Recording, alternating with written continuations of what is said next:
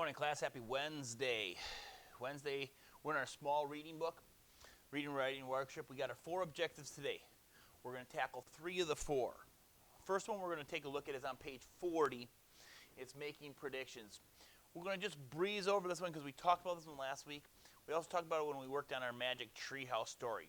Making predictions is helping you to think about what might happen next, okay? Making predictions, telling what will happen next. Now, how do we find out what's going to happen next?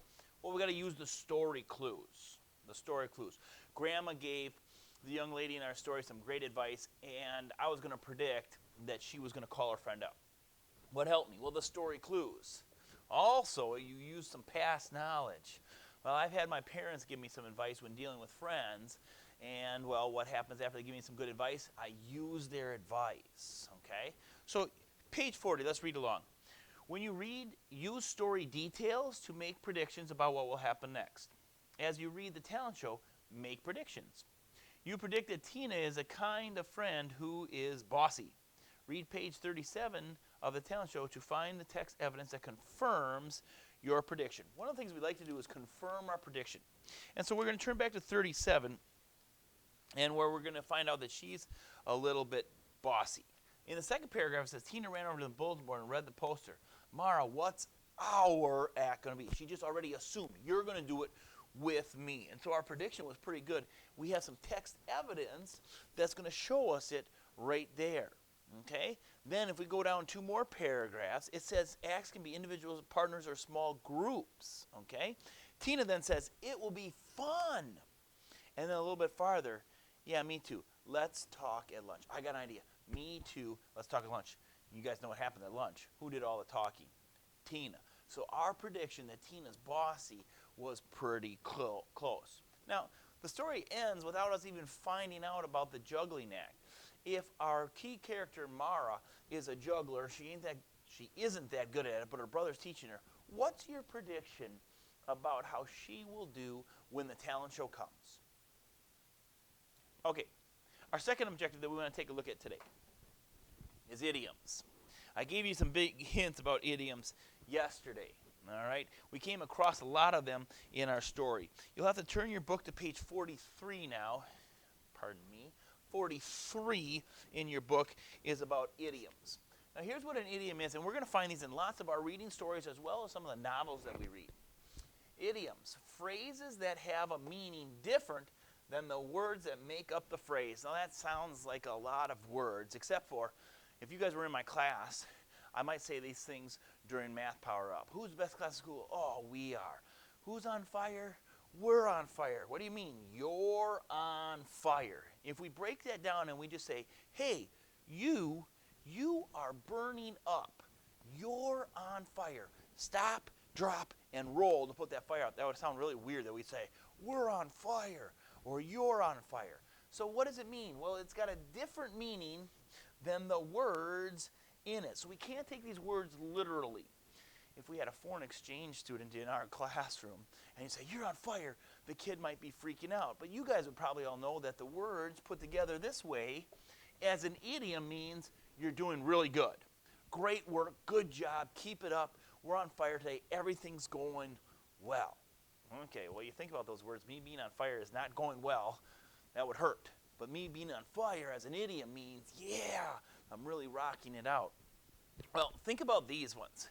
From our story, on page 38, you have let steam off. Remember, she went and she ran around the track to let steam off. Now, if your mom has ever made tea, she may have taken this old pot and put it on the stove. Now, I know it's kind of dating me, because a lot of times we have these instant pots now that make the water real hot real fast. But the old time, you put this metal pot on the stove, and the water would start to boil, and then steam would start to come out, and then it would start to whistle, and the steam would come out. That's not what we're talking about here. What does it mean to let steam off? Well, when I'm mad, and I'm going to talk to you when I'm mad, sometimes I'm going to say things that I don't like. So I may take some deep breaths. I like to go exercise. When I was a kid, I would go outside and shoot baskets for hours. And my mom would come home and she goes, what's wrong? And then after shooting baskets for hours, I'd be able to say, oh, Mom, at school today, I just had to let some steam off. Exercise or take some deep breaths, just like Mara did. The second one is kind of funny. Cat got your tongue. Now think about that. There's no cat sitting in my classroom who's got his paw inside of my mouth holding on to my tongue. That would be really weird, wouldn't it? Cat got your tongue. What does that mean? That means, well, you're not saying anything right now. And it's kind of an expression to say, what's wrong? Why aren't you saying anything? And you notice that was in the car. Mara gets in after school.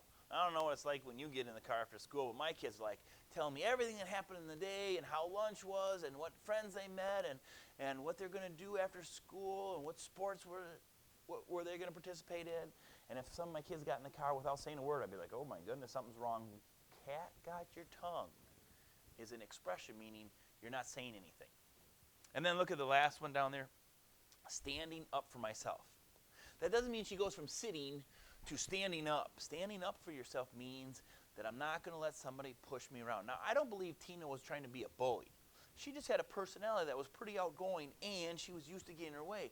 So Mara had to gently stand up for herself. Well, the one you see in the little phone conversation was we weren't seeing eye to eye. It's kind of funny. Could you imagine me putting my eye right next to your eye to eye? And that just means we don't see things the same way. I may look at the situation and think, hey, juggling is a lot of fun. And you might look at the situation and say, juggling is not very much fun. All right, guys, well, let's take a little work on this. We got a few more idioms. I'm going to roll you over there. Stay tuned. Here we go. Here's our assignment for today, or one of our assignments. It's on idioms. It's on page 17. Start with your name. It says, read the idioms in the box, find and underline the idioms in each sentence, then circle context clues to help you understand the idioms. So first of all, we got butterflies in my stomach. Hopefully some of you guys got some background knowledge. What does it mean to have butterflies in your stomach? Right off the bat. Right off the bat.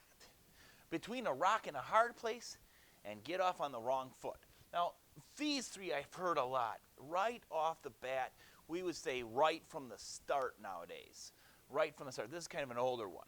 Okay, well, let's look for them. Sentence number 1. Every time I got on the school bus, I felt sick.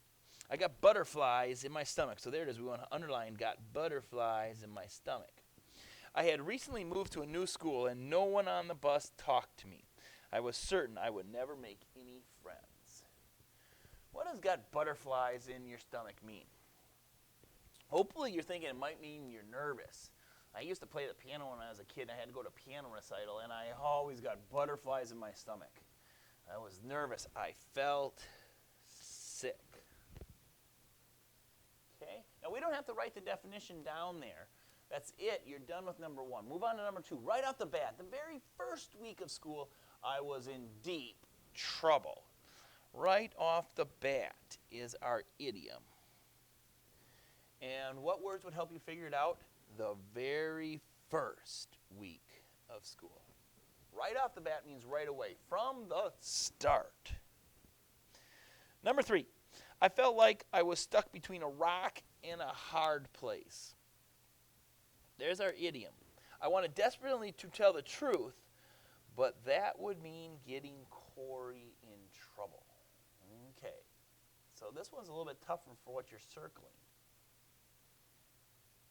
I felt like I was stuck between a rock and a hard place. Meaning I got 2 different choices and both of them aren't that good. I desperately wanted to tell the truth, but I didn't want to get Corey in trouble. Okay? Now hopefully you're all saying, hey, telling the truth is more important than worrying about somebody getting in trouble, but as you get older, you'll see that this definitely is a rock and a hard place. And the last one. I didn't want to get off on the wrong foot or make a bad impression. And the or really helps us right there. Or make a bad impression tells us these 2 things are the same. Get off on the wrong foot means make a bad impression. The first few days of school came and went, and a few of you didn't turn in your Christ life from that very, very, very first week.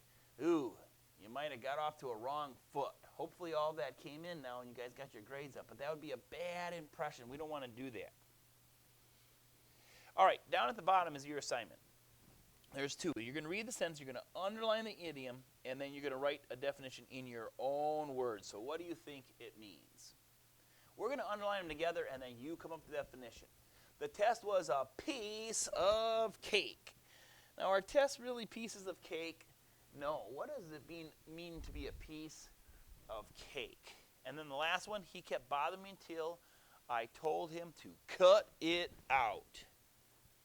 Obviously, you're not telling him to cut any of himself out. That wouldn't make much sense. So what does it mean to cut it out? All right? That's your assignment. Page 17 for reading.